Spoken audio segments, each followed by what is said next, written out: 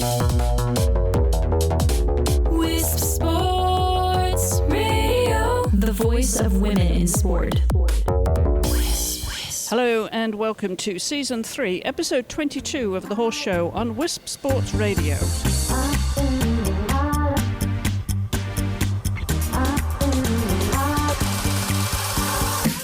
I'm Chris Stafford coming to you from the FEI World Equestrian Games in Tryon, North Carolina on day 9 of competition here, when the show jumping got underway yesterday with the speed class, and today was the first round of the team competition.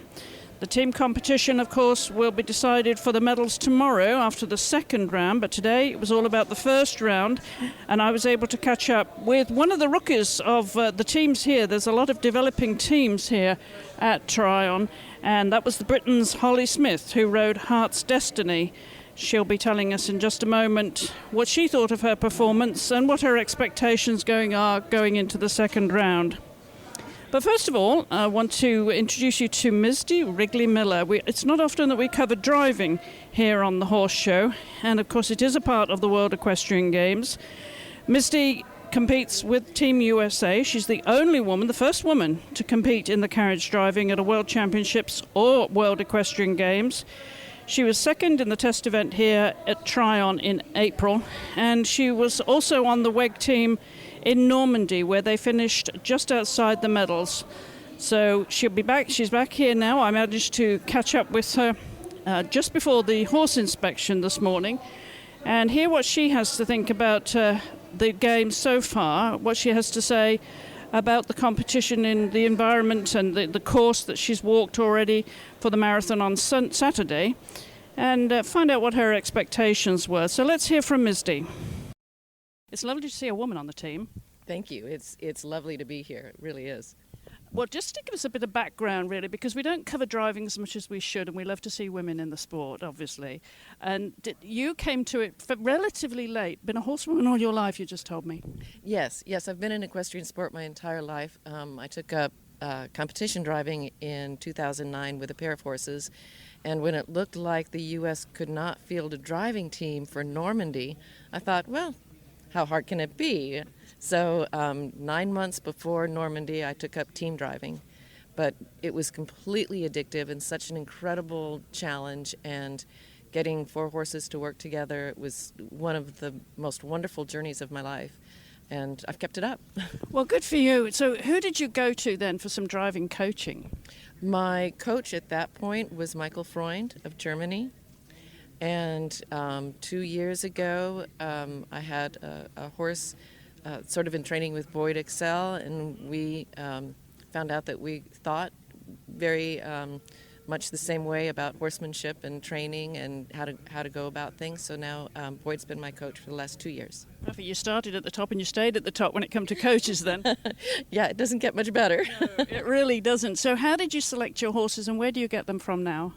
All of my horses are Dutch horses, KWPN, and interestingly, of my driving team of the horses I use, 3 of them are by Plains Liberator, and I didn't actively seek that out, and one of my spares is also. So obviously I look for horses that have a lot of class and style and lovely motion, and I like the KWPN also. They're so clever, they're so intelligent. I really love working with them. And I have one odd man out, but he's just such a lovely horse. He's more of a German horse, but he fits in the team beautifully, and so. Yeah. Do you prefer geldings then, and boys rather than the mares in the team, or does that mix work at all? I definitely prefer geldings in the team because because I travel from country to country, from the U.S. to Europe, and the quarantine is so much kinder to geldings. So that's the main reason. But I find, geldings, if you put one mare in the mix, it becomes a little difficult, so I stick to geldings. Playing it safe.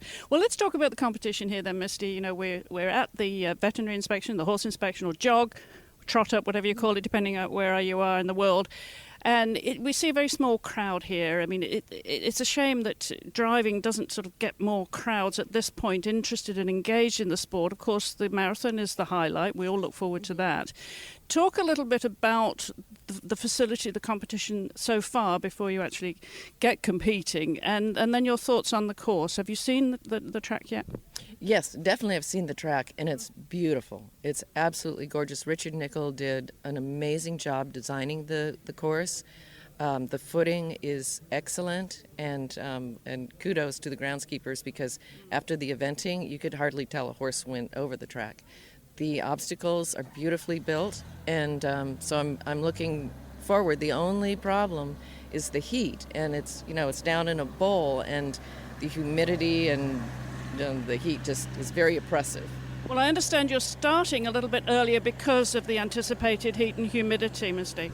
Well, we're not actually allowed to start too much earlier because of the broadcast schedule, which I can't complain about because it's giving exposure to driving on national television. So what they're thinking of doing is shortening the course a little bit and giving us a little more time to finish so we don't have to stress our horses so much. So just tell us what you did coming into this. Have you been competing somewhere where you're prepared for this heat and humidity for the horses? Yes, I competed in Europe all summer and never had this heat, but we've been home on our farm in Kentucky for the last month, and we've had this sort of heat, and we have lots of hills. So I've been training on the hills in the heat, and I think my boys and I are ready to handle anything. I love it. Well, let's give a shout out to all your grooms, because without them, your team is what it's all about when it comes to driving. It is. I mean, it does take a village, and Taz Lester is my day-to-day trainer. When I can't get out to drive, he drives the horses, and he'll watch me drive and say, we need to change the bit on this one, or so. We work very well together as a team, and he works under Boyd quite well. His wife Amber takes care of the horses. We call this Amber's Day, the trot up, because this is when she gets to show off the fitness and the condition of the horses. And of course I had grooms in Europe that supported me that aren't here, and I'm missing them, but they had to stay home. So who's your navigator? My navigator is a lovely lady by the name of Sarah Simmons, who has a lot. She's from Great Britain. I have a very international team. I do. And she's got a lot of experience, and she's very calm, cool, and collected, and whatever happens, she's just like, well, crack on, let's go. And it's great. Great British attitude. Stiff upper lip, let's kick on. Exactly, that's exactly it. Well, that's going to be fun to watch. So what are you expecting of your performance here then, Misty? Realistically, I know you'd love to get in the medals. We hope you do, of course. But realistically, given the form that your horses, your team has been on, what are you looking for? I am looking to really give a great score in dressage to the U.S. team.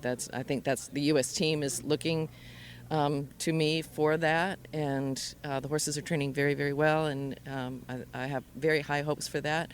Want to stay in the middle of the pack in the marathon. Obviously, that's not my strong suit. It's been getting better all year, and then put in a close to clean, if not double clear, performance in the cones, which I've done in competition, so it's not out of the question. All right, well, we'll look forward to watching it play out. Misty, thank you so much for talking to us, and the very, very best of luck. Thank you so much. Well, good luck to Misty. Great to have a woman on the team, of course, because it has been traditionally a very male-dominated sport, carriage driving, but it's terribly exciting. They start their dressage on Friday, and then they do their marathon, which is the equivalent to eventing cross-country, on Saturday when it's going to be really hot. So that's going to be their testing day for the horses. And then on Sunday, they do their cones, the final day, final phase, where they do their cones, and that decides the medals, of course, cumulative penalties throughout the 3 days, and we'll see medals awarded on Sunday. Holly Smith, who has made her championship debut here with Heart's Destiny, had 2 rails down today in the first round of the Nations Cup, or the team event, but I was able to catch up with her right after and find out what she thinks to her performance and what she expects of her horse now going into round 2. Talk us through that round. I think the first 2/3 of the rounds were absolutely immaculate. The horse really showed his class. I think looking at the clock when I finished, I maybe could have just taken a bit longer to settle him, coming round to his first mistake, and the second one was just a bit green. But I think with the disappointment of not jumping a clear, you've also got to look with reflection about where the horse has come from in a year's time. You know, he'd only jumped 3 120s in his life just over a year ago. So actually, when you look at it like that, you know, he showed his class, and I don't think we let anybody down too much. Well, you certainly didn't, making your debut, of course, at a championship competition. Does that mean extra pressure? How do you handle that? Or do you just think, okay, this is just another team competition? A bit of both. When you start feeling the pressure a bit, then that's what you just have to remind yourself. The horses don't know any different. We keep everything the same. We've got all the same staff, the same feed, the same tack, everything is the same jumps. You know, it's all the same. Yeah, absolutely. So you were able to cope with the pressure and the nerves of coming onto the big stage like a WEG is, and talk us through that riding yesterday, of course, in the speed class, and then first round here of the Nations Cup. What did you take from yesterday's round, Holly, that you used today? First of all, that my horse was comfortable in the environment. You know, it was still a bit of a question mark yesterday. There were a few spooky, tricky jumps with a green, inexperienced horse. You never know. So I was a bit more trustful of my horse today. And just that today would hopefully suit him better. I think it did. Well, you've been on a few Nations Cup team already, but you wouldn't have ridden much in this heat and humidity. How's the horse coping? Yeah, to be fair, actually, this year we have had a fair share of. It has been very hot in Europe this year. The beauty of it is that we've only got one horse to ride, so actually we don't need to be in the heat so much. The stables have all got the fans, the feed's got all the electrolytes in. You know, we've constantly got people monitoring them, so it's not an issue. How are you enjoying the experience of being at a World Equestrian Games then? Because you're still relatively young to be at this level. Yeah, and a lot of people here have grown up through, you know, doing Pony Nations Cups, juniors, young riders, and I didn't have any of that really, not at this level. So it is all very new to me, but it's all I've ever wanted.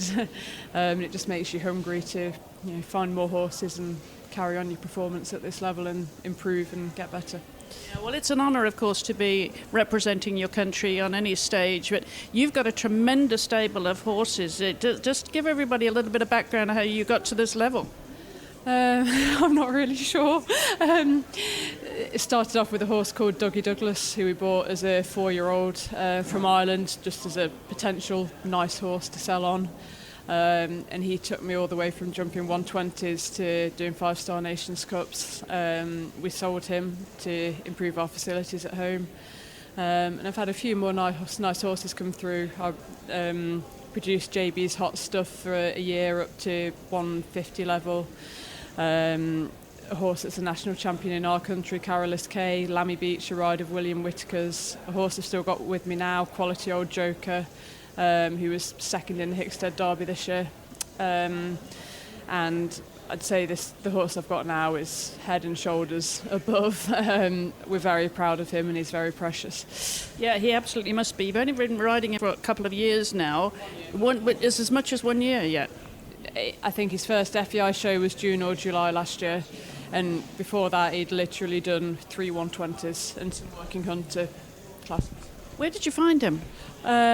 Through Graham's brother, actually. Graham, my husband, his brother Paul, and the girl Steph Scott who bred him, she's based near him, and it was just after I'd come back to riding from breaking my leg, and Steph said to Paul, has Holly got plenty of horses at the moment? He said, no, she's just broken her leg and lost a lot of horses, you know, she's not got a lot. So she called me up one day and dropped him off. That was it. Well, that was very nice of her. And in terms of being an athlete here and being, you know, working with Di as well, Di Lampard, of course, years of experience, and of course from the other more experienced riders.